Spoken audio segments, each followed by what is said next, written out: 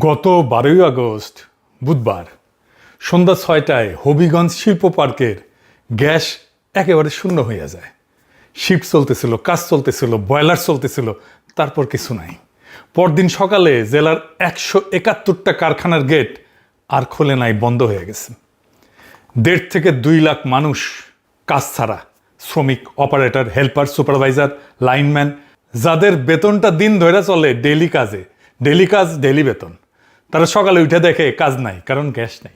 শুধু হবিগঞ্জ না, নরসিংদী আর মাধবদীতে টেক্সটাইল আর ডাইং আর প্রিন্টিং আর কারখানার 80% কারখানার কাজ বন্ধ হয়ে গেছে। ব্যবসায়ীরা কইতেছেন প্রত্যেক দিন 400 থেকে 500 কোটি টাকার ক্ষতি হইতেছে। বিএসআরএম দেশের সবচেয়ে পুরানো ইস্পাত প্রতিষ্ঠান, তাদের 10টা প্রধান কারখানার সবগুলা বন্ধ করে দিছে। তার মানে শুধু রপ্তানি না, দেশের ভিতরে নির্মাণ কাজও থামতেছে। গাজীপুরে 3,500 কারখানার মধ্যে প্রায় 550 উৎপাদন থেমে গেছে, আর যেগুলো কোনো মতে চলতেছে সেগুলোর উৎপাদন অর্ধেকের চাইতেও কমে নামে গেছে। নারায়ণগঞ্জে 450 ডাইং কারখানা বিপাকে আছে। সাভার আশুলিয়া গ্যাসের চাপ এত কম যে বয়লার, ডাইং, ওয়াশিং আর ফিনিশিং বিভাগ চালানোই যাইতেছে না। আর চলতি মাসে ওই অঞ্চলে কয়েক হাজার শ্রমিক ছাঁটাই হয়েছে। আর শহরের রান্নাঘরের চুলার কথা কি বলবো, আপনারা তো জানেন এটা জ্বলে না। সিএনজি স্টেশনের সামনে গাড়ির লাইন রাস্তা পর্যন্ত নামছে। এটা কোনো প্রাকৃতিক দুর্যোগ না, কিন্তু ক্ষতিটা কারখানার গেটে থামে নাই। 22 আগস্ট শনিবার বিকালে নারায়ণগঞ্জের বিকেএম এর কার্যালয়ে ব্যবসায়ীরা বসছিলেন। বৈঠক শেষে বিকেএম এর সভাপতি মোহাম্মদ হাতেম সাংবাদিকদের বললেন, সারা বাংলাদেশে 300-র বেশি গার্মেন্ট প্রতিষ্ঠান বন্ধ হয়ে গেছে। রপ্তানি ক্ষতিগ্রস্ত হয়েছে 40 থেকে 50%। আর রপ্তানি আদেশ চলে যাইতেছে কোন দেশে? আমাদের বন্ধু দেশে। কারখানা বন্ধ হইলে আবার চালু করা যায়, কিন্তু ক্রেতা একবার চলে গেলে সে ফিরে আসে না। ওনারাই বলতেছেন ইউরোপের একজন বড় ক্রেতা অর্ডার বাতিল করে পাশের দেশে নিয়ে যেতে চাইতেছে। কিছু রপ্তানি আদেশ ইতিমধ্যেই চলে গেছে, সামনের দিনে ওয়ার্ক অর্ডার ধরে রেখে যাবে কিনা সেটা নিয়েও তারা শঙ্কিত। ওনার ভাষায় দেয়ালে নাকি পিঠ থেকে গেছে। আর তিনি কয়েকটা কথা বলছেন। জ্বালানি মন্ত্রণালয়ের পক্ষ থেকে আশ্বাস দেওয়া হয়েছিল 10 আগস্টের পর থেকে পরিস্থিতি স্বাভাবিক হয়ে যাবে। 2 দিন কিছু গ্যাস পাওয়াও গেছে, তারপর পরিস্থিতি আরো খারাপ হয়েছে। আর এই সংকট থেকে বাইরে হওয়ার পথ নিয়ে তারা সরকারের কাছ থেকে সুনির্দিষ্ট কোনো ব্যাখ্যাই পাইতেছেন না। বাণিজ্য মন্ত্রী কইছে 2 বছর লাগবে বিদ্যুৎ সমস্যার সমাধান হইতে। রিজভী ভাই কইছে এটা ইরান যুদ্ধের কারণে হয়েছে, আর কষা জায়েদ কইছে এটা হাসিনার কারণে হয়েছে। গ্যাস এবং জ্বালানির যে সংকট, সেটার জন্য দেশের সরকারকে দায়ী করার কোনো কারণই নেই। একদম চোখ বন্ধ করে শেখ হাসিনা সরকারকে এটা দায় দিয়ে দেওয়া যায়। একদম চোখ বন্ধ করে শেখ হাসিনা সরকারকে এটা দায় দিয়ে দেওয়া যায়। কেউ বলতেই পারেন এটা কমন প্রবণতা, কোন একটা সরকার তার আগের সরকারকে সবসময় ব্লেম করে বাঁচার চেষ্টা করে।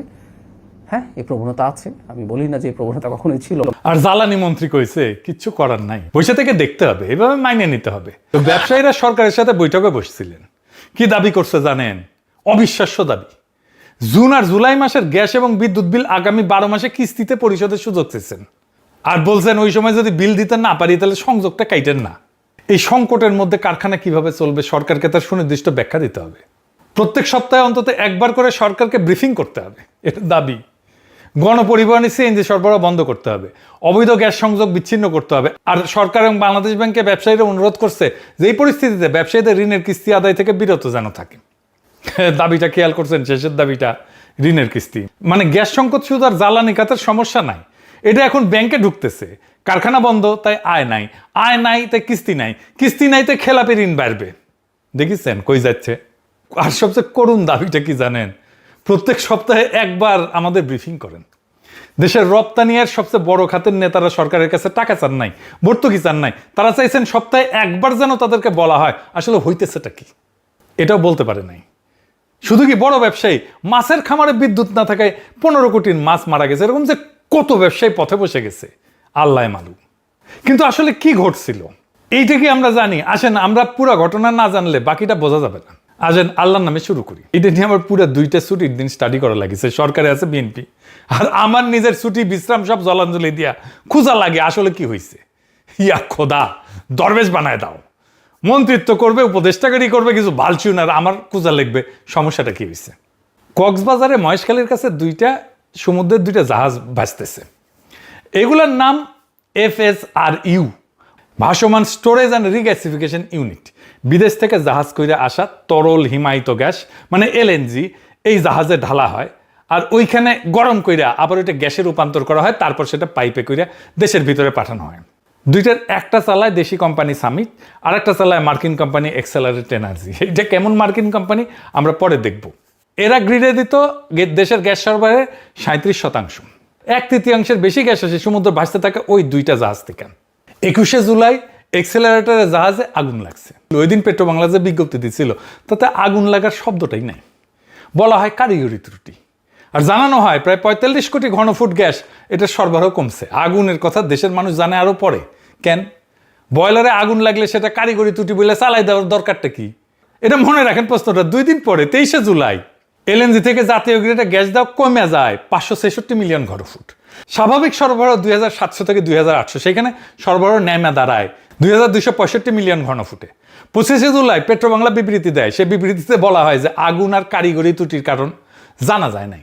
দেশি প্রকৌশলীরা জাহাজটা পরীক্ষা করছেন কিন্তু ত্রুটির কারণ শনাক্ত করতে পারেন নাই, সমাধানও করতে পারেন নাই। এক্সেলারেটকে বিদেশ থেকে বিশেষজ্ঞ আনতে হইতেছে। আর তিনি এটাও কইছেন যে ওই এফএসআরইউতে এর আগে কখনো এই ধরনের ত্রুটি দেখা যায় নাই, কখনোই হয় নাই, এবার হইল। আর কারণ কেউ বের করতে পারতেছে না। তাহলে কি নাশকতা হয়েছে? প্রথম দিন কেন ঘটনাকে আগুন বলাই হয় নাই? আগুনের কারণ নিয়ে কোনো তদন্ত প্রতিবেদন আজ পর্যন্ত জনসমক্ষে আসে নাই। যে যন্ত্রে কোনোদিন এমন একটা ত্রুটি হয় নাই, দেশের সবচেয়ে সংকটজনক মুহূর্তে সেই যন্ত্রের ত্রুটি হইল, আর দেশের প্রকৌশলীরা কারণটাই ধরতে পারলেন না। সন্দেহ করার জন্য এইটুকুই যথেষ্ট। আগুন কেন লাগছিল সেই প্রশ্নের উত্তর দেশের মানুষকে দেওয়া হয় না, দিতে হবে এটা। আর যে রাষ্ট্র 1 মাসে ওই উত্তরটা দিতে পারে না তার ঘাড়ে সন্দেহের তো ভার চাপবেই। এই ভারটা জনগণ চাপায় নাই, রাষ্ট্র নিজেই ডেকে আনছে। এরপর শুরু হয় মেরামত। আর মেরামতের গল্পটাও খুব অদ্ভুত। কেমন? 2 সপ্তাহ পার হয়, 4 আগস্ট আসে, মেরামত আর শেষ হয় না। চালুর সম্ভাব্য তারিখ কয়েক দফা পিছাইতে থাকে। দৈনিক ঘাটতি 450 মিলিয়ন ঘনফুটের উপরে ঝুলে থাকে। মনে আছে জ্বালানি মন্ত্রণালয় ব্যবসায়ীদের কি বলছিল? 10 আগস্টের পর সব স্বাভাবিক হয়ে যাবে। 14 আগস্ট বিকাল 4টায় আবার কারিগরি ত্রুটিতে সরবরাহ বন্ধ হয়ে যায়। যাব বাবা, রাত 9:30 পর্যন্ত স্বাভাবিক হয় না। তারপর 15 আগস্ট মেরামত শেষ হয়। এইখানে গল্পটা শেষ হওয়ার কথা ছিল। যন্ত্র নষ্ট হয়েছিল, যন্ত্র সারানো হয়েছে, এখন গ্যাস আসবে, চুলা জ্বলবে, কারখানা চলবে, হবিগঞ্জের মানুষগুলো কাজে ফিরবে, হয় নাই। 17 আগস্ট একটা এলএনজি কার্গো আসার কথা ছিল, আসে নাই। ফলে টার্মিনাল থেকে 3 দিন ধরে সরবরাহ কমাইতে 19 আগস্ট বিকালে পুরাপুরি বন্ধ করে দিতে হয়। কেন? এইবার যান্ত্রিক ত্রুটি না, এইবার আগুন না, এইবার জাহাজের ভিতরে চলার মতো গ্যাসই ছিল না, মজুদ শূন্য। 22 আগস্ট দুপুর 2টায় একটা কার্গো ভিড়ে রিগ্যাসিফিকেশন শুরু হয় প্রাথমিকভাবে মাত্র 100 মিলিয়ন ঘনফুট। ওই দিন 2 টার্মিনাল মিলিয়ে মোট এলএনজি 670 মিলিয়ন ঘনফুট। জাতীয় গ্রিডে গ্যাস পায় 2300 মিলিয়ন ঘনফুট, চাহিদা 3800 মিলিয়ন ঘনফুট।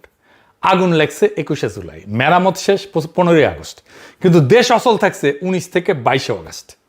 মেরামত শেষ হওয়ার 4 দিন পরেও সেই অচলতার সাথে আগুনের কোনো সম্পর্ক নাই। দুইটা আলাদা ব্যর্থতা। একটা কারিগরি ত্রুটি যার কারণ কেউ জানে না, কারিগরি না, এটা নাশকতা। আর একটা প্রশাসনিক যার কারণ সবাই জানে কিন্তু কেউ কিছু বলে না। তাহলে কার্গোটা আসলো না কেন? বাংলাদেশে সাধারণত মাসে 10টা এলএনজি কার্গো আনে। টার্মিনালের সমস্যার কারণে অগাস্টে ঠিক করা হয়েছিল 9টা আনবে, এবং এটার জন্য 3টা দরপত্র ছাড়া হয়েছিল। একটা দীর্ঘমেয়াদী চুক্তিতে, একটা স্বল্পমেয়াদী চুক্তিতে, আর 4টা সরাসরি ক্রয় পদ্ধতিতে। ইংরেজিতে বলে direct purchase method, DPM, direct purchase method. বাংলায় সোজা কথা টেন্ডার ছাড়া। ওই 4টার একটাও আসে নাই। কারণ কি? কারণ হংকং ভিত্তিক এক সরবরাহকারী এমন জাহাজ প্রস্তাব করছে যেটা আনবে, যেটা যুক্তরাজ্যের নিষেধাজ্ঞার তালিকায়, ফলে নেওয়া যায় না। আসছে কিসে? আলহামরা নামে একটা জাহাজে। সেটার আবার একটা কাহিনী আছে। এটা মস্ত টাইপের জাহাজ, মানে ওইটা তরল গ্যাস রাখা হয় ডেকের উপরে উঁচু হইয়া থাকা কয়েকটা বিশাল গোলকে, দেখছেন না? এরকম এই বাক্সের মতো ট্যাঙ্কে না। 2 ধরনের জাহাজে আসে, একটা বাক্সের মতো ট্যাঙ্কে, আর একটা গোল হয়ে থাকে উপরে। এই ধরনের জাহাজ একই ধারণ ক্ষমতায় সাধারণ জাহাজের চেয়ে লম্বা হয়, ভারী হয়, আর মাপজোক আলাদা। ফলে ওই যে জাহাজের গায়ে এসে ভিড়বে যেখানে গ্যাস নামাবে, সেটা স্থানান্তর করার আলাদা এটা হিসাবের ব্যাপার। আলহামরা নামের এই ভেসেলটা গভীর সমুদ্র পর্যন্ত আইসাও ডকিং আর পণ্য স্থানান্তরের ঝুঁকির কারণে এটা লাগবে, যে এটা বার্থিং বলে, এই বার্থিং এর অনুমতি পাইতে দেরি করছে। এইটা যে আইসা লাগতে পারবে না ঠিক মতো, এই হিসাবটা কার করার কথা ছিল? যে চুক্তি পড়ছিল তার। সেটা কি কোনো দৈব ঘটনা? কোন জাহাজ নিষেধাজ্ঞার তালিকায় আছে সেটা চুক্তির আগে তো জানার কথা। আর এই মস্ত টাইপের এই উঁচু আলাদ ভেসেল, অন্য ধরনের ভেসেল, এটা বাংলাদেশ টার্মিনালে ভিড়তে পারবে কি পারবে না সেটা তো আগেই জানার কথা, তাই না? যাকে বিনা টেন্ডারে গ্যাস আনার দায়িত্ব দেওয়া হইলো, তার নিজের নৌবহর আছে কি নাই, সক্ষমতা আছে কি নাই, সেটা যাচাই করার নামই তো প্রকিউরমেন্ট। জ্বালানি খাতের কর্মকর্তারা নিজেরাই স্বীকার করছেন যে সরবরাহকারী যাচাই বাছাই গাফিলতি হয়েছে। তো এদেরকে বিনা টেন্ডারে সরাসরি চুক্তি দেওয়া হয়েছে কেন? টাকাটা তো কারো পকেটে গেছে না ওই চুক্তিটা দেওয়ার জন্য? কার পকেটে গেছে টাকাটা? এটাই আসল জায়গা। ডিপিএম এর 4 টাকার অনিশ্চিত হওয়া যাওয়ায় সরকার বাধ্য হইয়া জরুরি স্পট টেন্ডারে যায়, মানে খোলা বাজার থেকে তাৎক্ষণিক কেনাকাটা, মানে যার দাম হাঁকবে তাই দিতে হবে, কারণ হাতে সময় নাই। 5টা টেন্ডার ডাকা হয়, মাত্র 2টায় দরপত্র জমা পড়ে, আর বাকি 3টা একটাও প্রস্তাব আসেনি। যে 2টায় আসে তার একটায় দর ওঠে প্রত্যেক ইউনিট প্রায় $22। $22 শুনলে কিছু বোঝা যায় না। একটা এলএনজি জাহাজে গ্যাস থাকে 33,60,000 ইউনিট। এতে দেশে চলে 3 দিনের মতো। গত ডিসেম্বরে এই এক জাহাজ গ্যাস কেনা হয়েছিল প্রত্যেক ইউনিট $10.40 কমে। দীর্ঘমেয়াদী চুক্তিতে আরও দাম কম হয়, $9 থেকে $11 হয়। আর এই অগাস্টে সরকার এক জাহাজ গ্যাস কেনার অনুমোদন দিচ্ছে $22.35, দ্বিগুণেরও বেশি। টাকায় কত দাঁড়ায়? সরকারের নিজের কাগজে লেখা আছে ওই এক জাহাজের দাম 949 কোটি টাকা। আর ডিসেম্বরের দামে কিনলে ওই একই জাহাজের দাম হইতো প্রায় 400 কোটি টাকা, মানে এক জাহাজে বাড়তি গেল প্রায় 500 কোটি টাকা। এটা এক বছরের হিসাব না, এটা এক প্রকল্পের হিসাবও না, এটা একটা জাহাজ যে গ্যাসের দেশ চলবে মাত্র 3 দিন। যে প্রতিষ্ঠানগুলো বিনা প্রতিযোগিতায় কাজ পাইল তারা ব্যর্থ হইল, তাদের ব্যর্থতার শাস্তি তারা পাইল না। শাস্তি পেল হবিগঞ্জের শ্রমিক, শাস্তি পেল গাজীপুরের কারখানা, শাস্তি পেল ঢাকার রান্নাঘর, আর শাস্তি পেল ইউরোপের যে অর্ডারটা হারাইলো সেই গার্মেন্টস, আর সেই অর্ডারের পেছনে থাকা হাজারটা গার্মেন্টস শ্রমিকের পরিবার। তার মানে এই যে ব্যর্থতাটা, এটা তো কারো না কারোর জন্য লাভজনক হয়েছে, যে বেশি দামে দ্বিগুণের বেশি দামে কিনছে, টাকাটা কার কাছে গেছে? এখন যদি কেউ বলে যে জরুরি অবস্থা তৈরি করে উচ্চ মূল্যে স্পট মার্কেটে ঢোকার রাস্তা বানানো হয়েছে, বিনা টেন্ডারে মধ্যস্বত্বভোগীকে কাজ দেওয়া হয়েছে, জরুরি অবস্থার দোহাই দিয়ে তার সক্ষমতায় যাচাই করা হয়নি, তো এটা চুরি তো না, এটা বাটপারি। এর উপরে বাংলাদেশের এলএনজির প্রধান উৎস হচ্ছে কাতার। এইতে সরকার টু সরকার, জি টু জি বলে আর কি, এই চুক্তির আওতায় কাতার থেকে কেনা হয় এলপিজি। গত 4 মার্চ কাতার তার ক্রেতাদেরকে জানাই দিয়েছে বাংলাদেশ সহ যে এই বছরে বাংলাদেশকে যে চুক্তি অনুযায়ী 40টা কার্গো দেবে তার মধ্যে মাত্র 20টা দিতে পারবে, অর্ধেক। মানে মার্চ মাসে সরকার জানতো এই বছরে অর্ধেক আমদানি নাই হয়ে গেছে। তাহলে যে ওই যে আগুনটা লাগছে, এই ঝুঁকিটা তো ওই আগুনটা তৈরি করে নাই। তার মানে অগাস্টের সংকট আসমান থেকে পড়ে নাই, মার্চ থেকে অগাস্ট 5 মাস সময় ছিল, কিছু করে নাই কেন সরকার? এইবার আমরা আর একটু পিছনে যাই। আমরা যখন কথা বলতেছিলাম অগস্ট মাসের 4টা কার্গো নিয়ে, কিন্তু এই 4টা কার্গো তো ফুটা কলসিতে পানি ঢালার মতো। কলসিটা ফুটা হইলেও কবে, আর কলসি ফুটা হওয়ার কথা বলতেছি কেন, এটা একটু বোঝা দেখা দরকার। 18 জুলাই 2016 ওই দিন পেট্রো বাংলা মার্কিন কোম্পানি এক্সেলারেট এনার্জির সাথে চুক্তি সই করে। এটা আমার কথা না, এইটা এই সরকারের নিজের ওয়েবসাইটেই লেখা আছে। ধরনটা হইতেছে BOOT, বুট না, পায়ের বুট না, মানে build, own, operate and transfer, মানে বানাও, নিজের নামে রাখো, চালাও, তারপরে হস্তান্তর করো। মেয়াদ 15 বছর, 2018 থেকে 2032। সাদা বাংলায় বললে ব্যাপারটা এইরকম: এক লোক আপনার এলাকায় একটা দোকান বানাইলো নিজের পয়সায়, দোকানের খরচ ধরেন 1 লাখ টাকা, তারপর দোকানটা আপনাকে ভাড়া দিল, কিন্তু দোকান সেই চালায়, সে নিজেই, আপনি শুধু মাল কিনেন আর ভাড়া দেন। আর 15 বছর ভাড়া দেওয়ার পরে দোকানটা আপনার হয়ে যাবে। শুনতে খারাপ লাগতেছে না, তাই না? এখন টার্মিনাল বানাইতে এটার খরচা ধরা হয়েছিল $17,95,00,000, মানে $18 কোটি মতো। আর এদেরকে ক্যাপাসিটি চার্জে দিতে হয় দৈনিক $4,54,000, বছরে দাঁড়ায় $16,57,00,000। একটা টার্মিনাল বানাইতে লাগে $18 কোটি, আর 2টা টার্মিনালের ভাড়া বাবদ বছরে যায় প্রায় $16,57,00,000। মানে এক বছরে ভাড়ার টাকা দিয়া প্রায় একটা গোটা টার্মিনাল বানায় ফেলা যায়। আর ক্যাপাসিটি চার্জের মানেটা কি? সেটা তো এই অগাস্ট মাসে দেশের মানুষ হারে হারে টের পাইছে। ক্যাপাসিটি চার্জ মানে গ্যাস আসুক বা না আসুক ভাড়া দিতে হবে, আগুন লাগুক, মেরামত চলুক, মজুদ শূন্য হইয়া যাক, জাহাজ 4 দিন বসে থাকুক, ভাড়া দিতেই হবে। যেদিন ওই হবিগঞ্জের কারখানার গেট খুলে নেয় সেদিনও ভাড়া গেছে, দোকান বন্ধ, ভাড়া চালু। এই চুক্তি শেষ হবে 2032 সালে। ওই দিন টার্মিনালটা বাংলাদেশের হবে। তো ওদের এই জাহাজটা কত পুরানো জানেন? যখন ওটা বানানো হয়েছিল দক্ষিণ কোরিয়ায়, আর কোম্পানিটা ওটা বুঝা পায় 2005 সালে, মহেশখালীতে বসানো হয় 2018 সালে। মানে যেদিন এই দেশের গ্যাস ওই জাহাজের ভেতর দিয়ে ঢোকা শুরু করলো, ওই এক্সেলারেটরের জাহাজের ভেতর দিয়ে, সেই দিন ওইটার বয়স 13 বছর। আমরা নতুন কিছু আনি নাই, আমরা 13 বছরের পুরান একটা জাহাজ ভাড়া করিয়া তার উপরে গোটা দেশের জ্বালানি বসায় দিছি। আজ ওইটার বয়স 21 পার, আর এই ধরনের জাহাজের কার্যকর আয়ু সাধারণত 25 বছর। তার মানে 2032 সালে যখন মালিকানা হাতে আসবে বাংলাদেশে, ততদিনে জাহাজটার বয়স 3 দশকের কাছাকাছি। মানে দোকানের মালিকানা যখন পাবেন ততদিনে দোকানটা ভাঙার বয়স হয়ে যাবে। আপনি কটকটি খাবেন বেচা ওইটা কতভাবেই না লুটপাট হয়। আপনি 15 বছর ভাড়া দিবেন একটা ভাঙা দোকানের মালিক হওয়ার জন্য। এই এক্সেলারেট এনার্জির এইখানকার হর্তাকর্তা কে জানেন? এই যে পিটার হাস, চিনেন তো, মার্কিন অ্যাম্বাসাডার ছিল। এই এক্সেলারেট এনার্জির যখন পারমিশন যখন হয় তখন তৌফিক আলাই দৌড়ঝাঁপ করছিল। যার নাম নিয়ে এটার অনুমোদনের তদবির করছিল সে বিভিন্ন জনের কাছে গেছিল, হাঙ্কেরে 5,500 বিজ্ঞানী ওই যে কুত্তে নিয়ে বসে থাকে, হ্যাঁ কুত্তাটা করলে সুন্দর আছে। সেই জন্য এক্সেলারেট এনার্জি সাগরের টার্মিনালটা নিজের পয়সায় বসাইছে $18 কোটি, আর জাহাজটা তখনই ছিল 12 বছর পুরনো। কেউ প্রশ্ন করেনি, কেন করেনি বুঝতে পারছেন? 15 বছর এক্সেলারেটর মোট বিনিয়োগ দাঁড়াবে $50 কোটি। আমাদের হাতে চুক্তির কপি নেই, কিন্তু সরকারের কাছে আছে। সজীব ওয়াজেদ জয় আর বাটপাট তস্কর শিরোমণি তৌফিক আলাইর নাম জড়ায় আছে যে কোম্পানির সাথে। সেই কোম্পানি তো ফ্যাসি উত্তর বাংলাদেশে কাজ করতে পারার কথা না। 2016 সালে সই হওয়া সেই চুক্তির উপরে দেশের 1/3 গ্যাস দাঁড়ায় আছে। যে চুক্তির টাকা দেয় এই দেশের করদাতা, সেই চুক্তির শর্ত আজ পর্যন্ত জনসমক্ষে প্রকাশ করা হয় নাই। আপনি সরকারের ওয়েবসাইটে যান, ও বলবে জাহাজের এক্সেলেটের জাহাজের দৈর্ঘ্য 277 মিটার, প্রস্থ 44 মিটার, ধারণ ক্ষমতা 1,48,000 ঘনমিটার। জাহাজটা কত চওড়া সেটা রাষ্ট্র আপনাকে জানাইতে রাজি, কিন্তু জাহাজটার জন্য আপনি কত টাকা দিতেছেন সেটা জানাইতে রাজি না। মানে আপনি এমন একটা চুক্তির টাকা শোধ করতেছেন যেটা আপনি পড়তে পারবেন না। সরকারকে চুক্তিটা প্রকাশ করতে হবে। মহেশখালীর 2টা টার্মিনালের চুক্তি, ক্যাপাসিটি চার্জের কাঠামো, ঋণের শর্ত, সুদের হার, আর নভেম্বর 2023 সই হওয়া এদের সাথে 15 বছরের ক্রয় চুক্তি যেটা হাসিনা করে গেছে, এই সব কিছু প্রকাশ করতে হবে। বাণিজ্যিক গোপনীয়তার কথা বললেন না, এটা 2 ব্যবসায়ীর চুক্তি না, এটা রাষ্ট্র আর একটা কোম্পানির চুক্তি যার টাকা দেয় জনগণ।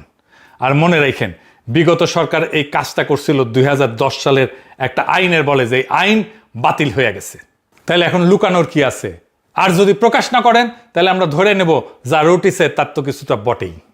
কাগজটা বের করেন, শুধু কাগজটা, ওর উপরে দায় চাপায় দেওয়ার শিশু সুলভ কাজ বন্ধ করেন। জয়ের ছায়া যেখানে আছে সেটা বাংলাদেশকে বিপদে এইভাবেই ফেলবে। আপনারা বিপদে পড়েছেন এই সজীব ওয়াজেদ জয়ের জন্য। যদি এটা সংশোধন না করেন দেশের সামনে আরো ভয়াবহ জ্বালানি সংকট আসবে। এই জ্বালানি সংকট থেকে উত্তরণের পথ বের করতে হবে। আর ওই যে সরদের বডিগার্ড, ও 1972 কইছিল 5 বছর কিছুই দিবার পারবো না। উনারে 5 বছর টাইম দেয় না কিন্তু বাংলাদেশের মানুষ, তাও শিক্ষা হয় নাই আমাদের বাণিজ্য মন্ত্রী, সে কয় 2 বছর বিদ্যুৎ দিতে পারবো না। সোহরাওয়ার্দী বডিগার্ডের মতো 1972 বিপুল জনপ্রিয় নেতাই টিকে নাই। আপনি কোন হরিদাস পাল জনগণকে 2 বছর আটকায় রাখবেন? এই বিদ্যুতের সংকট এই সরকারকে গভীর বিপদে ফেলবে। এখনো সাবধান হন, তাছাড়া আজ না বুঝলে বুঝবেন কাল, পাছা চাপড়াইবেন আর পারবেন গাল।